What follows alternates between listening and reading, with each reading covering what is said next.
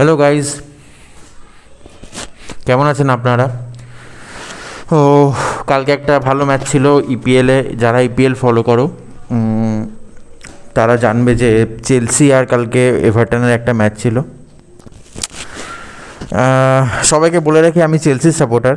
তো চেলসি তো গত সিজন থেকে সেরকম পারফরমেন্স করতে পারছে না, 10 নম্বরে ছিল। এই সিজনেও সেই 10-11 এরকম জায়গাতেই ঘোরাফেরা করছে।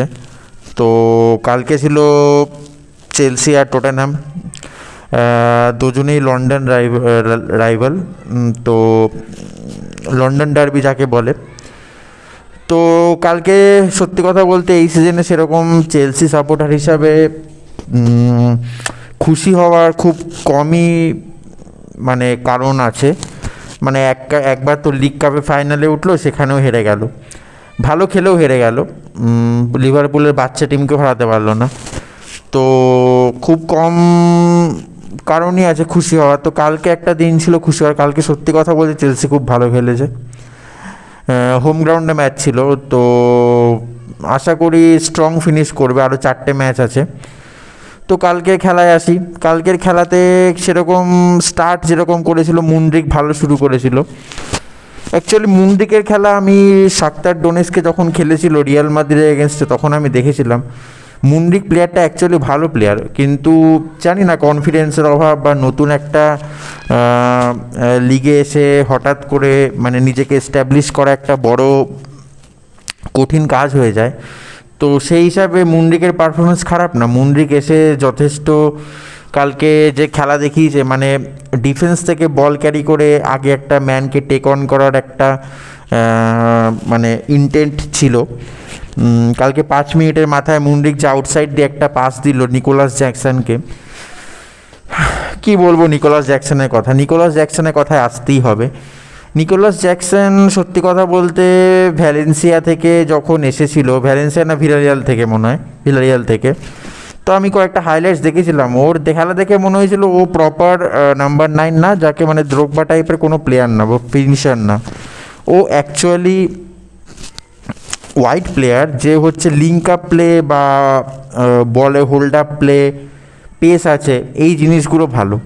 তো ওর খেলা এগুলো ঝলক পড়েও, ফিনিশিং ওকে কাজ করতে হবে, বয়সও কম, খুব একটা বয়স না। তো এই সিজনে সত্যি কথা বলতে কয়েকটা সময় এত বাজে ফিনিশিং করেছে, যেমন সিটির এগেনস্টে এফএ কাপের সেমিফাইনালে 2-3টে গোল্ডেন অপরচুনিটি মিস করেছে 1:1। তো সেগুলো থেকে সত্যি কথা বলতে খুব রাগ উঠেছিল। তো কালকেও সেরকমই একটা ফিনিশিং 5 মিনিটের মাথায় মুন্ড্রিক আউটসাইড দিয়ে একটা বল দিল, যেটা স্ট্রেট মারলো হচ্ছে প্লেয়ার মানে গোলকিপারের গায়ে মেরেছিল। সেখানে ভ্যান্ডার বিগ বলে একটা যে প্লেয়ার আছে, ভ্যান্ডার বিগ বলে যে টটেনহ্যামের প্লেয়ার আছে, ওই প্লেয়ারটা কিন্তু সত্যি খুব ভালো প্লেয়ার। মানে এত স্পিড, ডিফেন্সিভ, মানে one of the paciest player in the Premier League. তো সেখানে পেসের জন্য একটা সে বাঁচিয়ে দিল। কিন্তু জ্যাকসনের জন্য এটাই বলবো, জ্যাকসন এই সিজনে সত্যি কথা বলতে অন্তত 15-20খানা গোল করা উচিত, কিন্তু সে সিচুয়েশান মানে তার ফেভারে থাকা সত্ত্বেও গোল মিস করেছে। আগের দিনও আপনারা দেখে থাকবেন অ্যাস্টন ভিলার এগেনস্টে মাঝ পোস্ট থেকে গোল মারছে, পোস্টে মারলো। তো মিসের দিক থেকে খুবই খারাপ সময় চলছে। জানি না এইটা পরবর্তীকালে ঠিক হলে। তো সত্যি কথা বলতে জ্যাকসন কিন্তু খুব একটা খারাপ প্লেয়ারও না, মানে in terms of link up play বা যেরকম বল হোল্ড করার ক্ষমতা, যেরকম পেস আছে, এইগুলো যথেষ্ট প্লাস পয়েন্ট। তো যাই হোক, তো ফার্স্ট গোল আসে চালোবার যে হেড ছিল, সেই চালোবার হেড থেকে গোল আসার পর সত্যি কথা চালোবা খুব হেডটা ভালো দিয়েছে, কারণ কি ওরকম বলটাকে ওরকম পেসে ওরকম প্লেস করা, তাও আবার মানে একেবারে গোলের সামনে থেকে না, অন্তত 10-12 ইয়ার্ড দূর থেকে। তো ভালো গোল দিয়েছে। তারপরে সত্যি কথা বলতে টটেনহ্যাম 2-3টে চান্স পেয়েছিল, বেন জনসন একটা চান্স পেয়েছিল, রোমেরও একটা হেডে ভালো চান্স পেয়েছিল, যেটা টার্গেটে রাখলে হয়তো ইকোলাইজ হয়ে যেত। তো সেরকম চান্স পেয়েছিল। সেকেন্ড হাফেও যথেষ্ট খেলা শুরু হয়েছিল যেরকম অ্যাজ ইউজুয়াল। টটেনহ্যাম বল পজিশন সত্যি কথা বলতে বেশি রেখেছিল চেলসির থেকে হয়তো, কিন্তু চেলসি জাস্ট কাউন্টারে খেলার চেষ্টা করছিল। যেহেতু পেস আছে বা খুব একটা খারাপ খেলেনি যেরকম চেলসি সিজন, সেই হিসাবে বলবো এখন উইনটা বেশি জরুরি। কীরকম এক্সপেন্সিভ ফুটবল খেলে জেতার থেকে উইন করাটা বেশি জরুরি।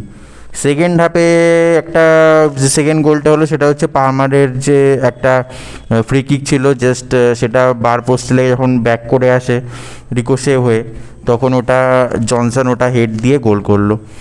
তো 2-0 এগিয়ে যাওয়ার পর চেলসি কমফোর্টেবলি ছিল, এমন কিছু অসুবিধা হয়নি।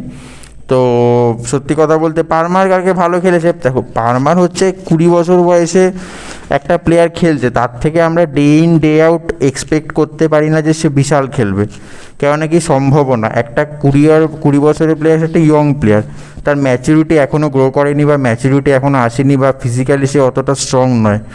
তো সেই হিসাবে পারমারের এই সিজনে চেলসির ম্যান অফ দ্য মানে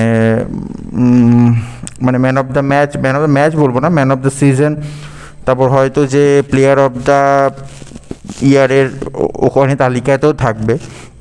তো পারমারের যা খেলা ছিল যথেষ্ট ভালো ছিল। অ্যাজ আ ওভারঅল চেলসি জিতেছে, এটাই বড় কথা। এখন রেজাল্ট ম্যাটার করবে, আরও 4টে ম্যাচ আছে, 4টে ম্যাচে যদি করে টপ 6-এ ফিনিশ করতে পারে তাহলে হয়তো সামনের বার ইউরোপা লিগও খেলতে পারবে।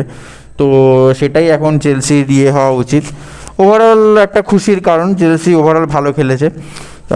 চালোবার গোল আর ওইদিকে জ্যাকসনের 2-3টে প্লেয়ারের কথা বলবো। রোমেরো যে একটা চান্স পেয়েছিল, তারপর বেন জনসন 2-3টে চান্স পেয়েছিল, সেটা ওরা ক্যাপিটালাইজ করতে পারেনি। অ্যাজ এ ওভারঅল মানে লন্ডন ইজ ব্লু বলতেই পারেন, কেন ডার্বি তো জিতে গেছে। ডার্বি জেতা একটা, যেভাবেই হোক বাই হুক বা ক্রুক জেতা একটা বিশাল বড় ফ্যাক্টর করে। যাই হোক, তো একটা খুশির খবর। তো যাই হোক, তো নেক্সট যে ম্যাচগুলো হবে সেগুলোর অ্যানালাইসিস দেবো। অ্যাজ আ ফ্যান আমি বলে দিই, আমি